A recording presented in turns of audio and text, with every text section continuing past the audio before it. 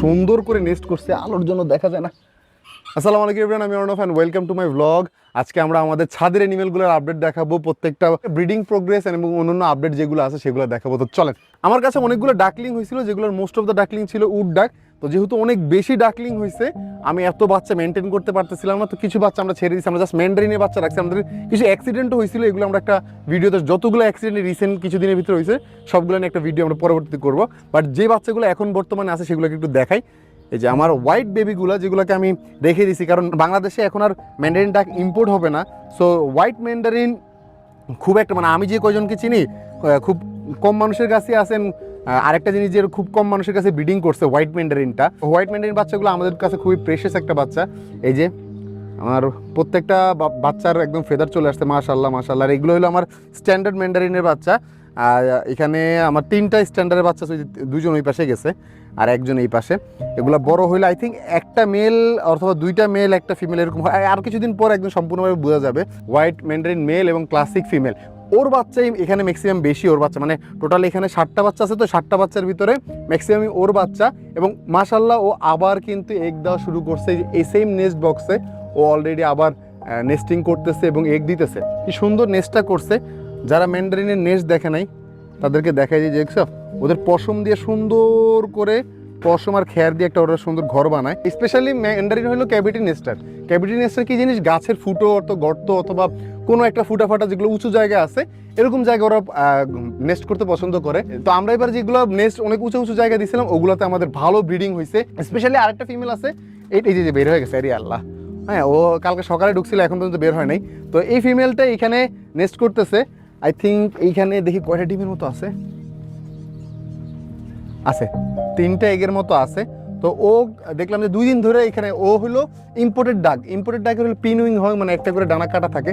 তো ও যেহেতু ফ্লাই করতে পারে না, এই জন্য ও লোয়ার গ্রাউন্ডে আমরা ওকে নেস্ট দিছি। এবং একটু লুকানো জায়গা, দেখছেন এই গাছের পাতার নিচে লুকানো আছে, এরকম লুকানো আড়ালের যে বক্সগুলা, এগুলার ভিতরে ওরা একটু মানে ব্রুডিং করতে পছন্দ করে। আমাদের সবগুলা ডাক ঠিক আছে। এই যে গোসল টোসল করতেছে, আজকে আমি পানিও চেঞ্জ করে দিছি। হ্যাঁ, সিলভার উড ডাকে যদিও এবার অনেকগুলো বেবি পাওয়ার কথা ছিল, বাট আমাদের লাক খারাপ। ম্যান্ডারিনের বেবি আরও ছোটো সাইজের আমার কাছে আছে। এই যে এগুলো হলো একদম নতুন বাচ্চা, চিচি চিচি করে রাখতেছে। এটা হলো নতুন ম্যান্ডারিন বাচ্চা। এগুলো এরকম আরও কিছু বাচ্চা আছে, এগুলো যখন বড় হবে তখন ইনশাল্লাহ এদেরও আপডেট দিব। মাশাল্লাহ এবার ফিসেন্টের আজকে না, এখন এক দেয় নেই, আজকে আমাদের লেডি হ্যামেস ফিসেন্টের আরও 2টা বেবি হয়েছে। ফিসেন্টগুলোর পিকগুলোকে যদি আমি একটু দেখাই, এই যে আমার ফিমেলগুলো, এগুলো একটু টেক কেয়ার করতেছে। আর এই যে ময়ূরতে এই সিজন আমাদের ব্রিডিং হবে না, ইনশাল্লাহ নেক্সট সিজনে আমরা আশা করি ময়ূর থেকে দেখি কিছু মানে ফিডব্যাক পাওয়া যায় কিনা। আর আমাদের এই যে ব্রিডিং মেল, এটা হলো আমাদের হাইব্রিড মেল। আর এই যে নিচে আরেকটা ব্রিডিং মেল আছে, এই যে এই পাশেও এগ নাই। এই যে এই 2টা মেল, ওরা আগের থেকে অনেক কমফোর্টেবল হয়ে গেছে। 2টা ফিসেন্টের বাচ্চা, এই যে লেডি হ্যামেস ফিসেন্টের বেবি, মানে one of my most favourite ফিসেন্ট। ফিসেন্ট কিন্তু অনেক রকমের আছে, সিলভার ফিসেন্ট, গোল্ড ফিসেন্ট, যেগুলো কমনলি পাওয়া যায়, রিং নেক ফিসেন্ট। হ্যাঁ, আমার যে রিং নেক ফিসেন্টগুলো ছিল, এগুলো অনেকে কমেন্ট করেছে ওগুলো কোথায়। ওগুলো আমার একটা ভাইয়ের বাসা রাখছি, যেহেতু ফিসেন্ট ব্রিডিংয়ের সময় অ্যাগ্রেসিভ হয়ে যায়, তো আমরা রিং নেকটা আমার একটা বড় ভাইয়ের বাসা দিয়ে রাখছি, এবং লেডিগুলো আমরা আমাদের বাসায় ব্রিডিং করাচ্ছি। এই যে এটা হলো সাকসেস আলহামদুলিল্লাহ।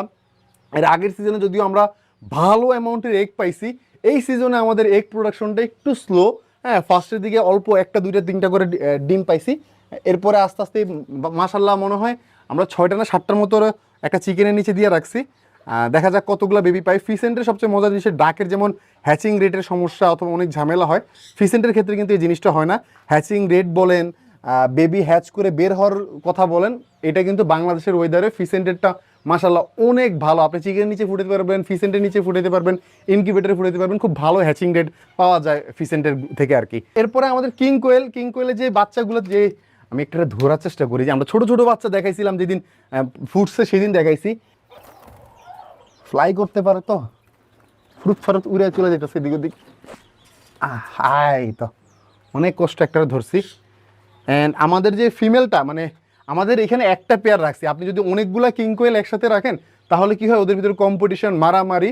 বাট আমি একটা পেয়ার রাখছি। ওর বাবা কিন্তু এখন পর্যন্ত বাচ্চাগুলো মাশাআল্লাহ অনেক বড় হয়ে গেছে, ফেদার চলে আসছে, কিছুদিন পরে হয়তো বুকের দিকেও ফেদার চলে আসবে, তখন বোঝা যাবে মেল না ফিমেল। হ্যাঁ, এই কালারের বেবি আছে, স্ট্যান্ডার্ড কালারের বেবি আছে 2টা, হোয়াইট ফুল হোয়াইট বেবি হয়েছে একটা। এই যে মাশাআল্লাহ অনেক সুন্দর। অ্যান্ড ফিমেলটা কিন্তু অলরেডি এগ লে করছে, অ্যান্ড নেস্ট, ওদের সবচেয়ে মজার জিনিসটা হলো নেস্ট। হ্যাঁ, এই কোয়েল, ও বাই দ্য ওয়ে, কোয়েল কিন্তু মানে দেখাবো না, আমি একটু হাত দিয়ে রাখি। কোয়েল কিন্তু আমাদের এখানে আরেকটা এক্সোটিক কোয়েল আছে, বাট এটা এই ভিডিওতে না, ওটা নেক্সট কোনো ভিডিওতে ইনশাল্লাহ আমি দেখাবো। আমরা বাচ্চা ধরতে গিয়ে কিং কোয়েল ফিমেলটা ডিম থেকে উঠে আসছে, আমরা যদিও নেস্টটা একটু দেখাই। এই দেখো কত সুন্দর করে নেস্ট করছে, আলোর জন্য দেখা যায় না। এই যে দেখো কত সুন্দর একটা নেস্ট করে, এখানে ডিমগুলো দেখো কি সুন্দর করে ফুলের মতো সাজায় রাখছে। হ্যাঁ, খালি চোখে এর থেকে ভালো লাগতেছে, ক্যামেরায় কেন যেন অন্ধকার অন্ধকার লাগতেছে। আচ্ছা, আমরা নতুন যে এক্সোটিক কোয়েলগুলো আছে ওগুলো আরও সুন্দর, ওগুলোর আপডেট হয়তো কিছুদিনের ভিতরে আপনারা দেখতে পারবেন। এই হলো আমাদের কোয়েল, ফিসেন্ট, ডাকের আপডেট চলে গেল। অ্যান্ড চিকেনের আপডেট, মার্শাল্লাহ আমরা চিকেন থেকে ভালো কিছু বেবি পাইছি। আমাদের কাছে আরও এরাকোনা ক্রস ব্রিডের বেবি আছে যেগুলো ফুল 100% পিওর এরাকোনা হয়েছে। এইটারে দেখো, ওগুলার দাড়ি হয় নাই, এইটা দেখো একদম ছোটোবেলা থেকে ওর দাড়ি বোঝা যায়, দেখো দাড়ি বোঝা যায়। হ্যাঁ, এই যে ছোটোবেলা থেকে ওর মুখে দেখো দাড়ি বোঝা যায়। এরাকোনার স্পেশালিটি হইলো, এরাকোনা হলো ব্লু কালারের ডিম দেয় চিকেনের ভিতরে, অ্যান্ড ওদের লেজ হয় না, আর ওদের মুখে এরকম হলো দাড়ি হয়। এটা হলো জাপানিজ ব্যান্থামের বাচ্চা, ও খাঁচা যাওয়ার জন্য পাগল হয়ে গেছে, এই যে লেজ দেখছেন কত সুন্দর করে উঠে যেতেছে। হ্যাঁ, ওরা ছাড়লে এখনও লাভ দিয়ে খাঁচা চলে যাবে। অ্যান্ড এটা হলো আমাদের শেরামা বেবি। হ্যাঁ, শেরামার মাশাআল্লাহ আরও কিছু বেবি ছিল, বাট এখন আমার কাছে অল্প কিছু বেবি আছে, 5টা না 6টা। এই যার ভিতরে আই থিঙ্ক একটা মেল,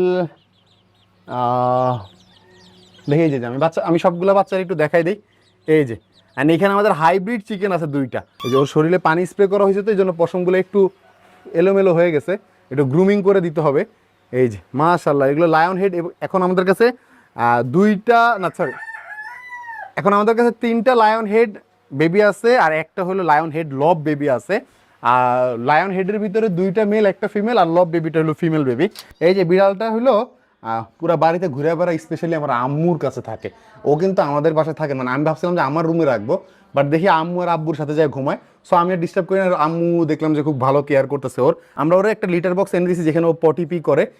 এর আগের একটা ভিডিওতে আমি বলছিলাম যে ওরা আমরা একটা লিটার বক্স এনে দেবো। যখন আমরা ওরা আনতে গেছিলাম ওই সময় আমরা লিটার বক্সটা আনতে মনে নেই ভাই, ও যে মায়া, আর ও যে সবার সাথে দুষ্টামি করে। কালকে নওয়াজ আর মুয়াজ আসছিল, এটা আমার বোনের ছেলে আর কি, ওই 2টা। তো ওরা যে মজা করে খেলছে, আই উইশ আমি ওটা ভিডিও করে রাখতে পারতাম, বাট ইনশাল্লাহ নেক্সট টাইম আসলে ওটা ভিডিও করে রেখে দিব ওদের সাথে যে ওরা খেলতেছে। আচ্ছা, আমি ভাবছিলাম যে হিমু রূপাকে অ্যাটাক করে কিনা, পরে দেখলাম যে না, ওদের বন্ডিং খুব সুন্দর হয়েছে, যে রূপা ক্যামেরা দেখে সামনে চলে আসতেছে। অ্যান্ড হিমু একটু আমাদের দেখলে ভয় পায়, যেহেতু আমরা রূপাকে একদম ছোটোবেলার থেকে বড় করছি, অ্যান্ড হিমু আমরা একদম নতুন আনছি, সো আমাদের তেমন একটা চিনে না, বাট ও চিনে। এই যে হাই রূপা, গোসল করছে, গোসল করে সারা শরীর ভিজায় রাখছে। এগুলো হলো আমার মাইক্রোস্কোপের নতুন বাচ্চা। এবার বাচ্চাগুলো একটু সমস্যা হয়েছে কি, একটা বাচ্চা একটু বেশি বড় হয়ে গেছে, আই থিঙ্ক খাবারের একটু 19-20 হয়েছে, এই জন্য একটা বাচ্চা এই যে বড় সাইজের হয়ে গেছে, আরেকটা বাচ্চা মেজর সাইজ, একটা বাচ্চা ছোটো সাইজ। এখন এই যে টোটালি 3টা বাচ্চা, ঠিক আছে, কিন্তু 3টা বাচ্চার ভেতরে একটা বাচ্চা একটু স্পেশাল হয়েছে, ওটা আমি রেখি দাঁড়া। এই বাচ্চাটার অলমোস্ট হাফ লেজ হোয়াইট।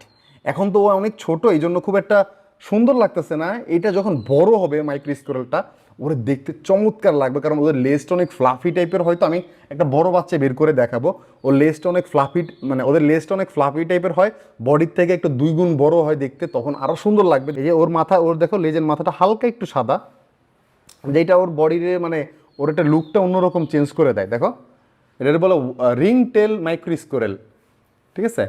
আর ওর মুখে একটা অনেক বড় টিউমার হয়েছিল, আমরা ভাবছিলাম যে সার্ভাইভ করবে না, বডির পশম অলমোস্ট সব পড়ে গেছিলো, খাবার খাইতে পারতেছিল না, একদম বিশ্রী লাগতেছিল দেখতে।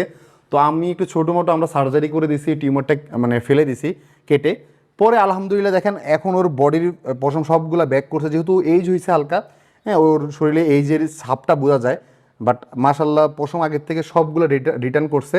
অ্যান্ড ওরা দেখতো এখন, মানে আমি তো ওই সময় দেখাই না, কারণ ওই সময় খুব খারাপ দেখতে লাগতেছিল।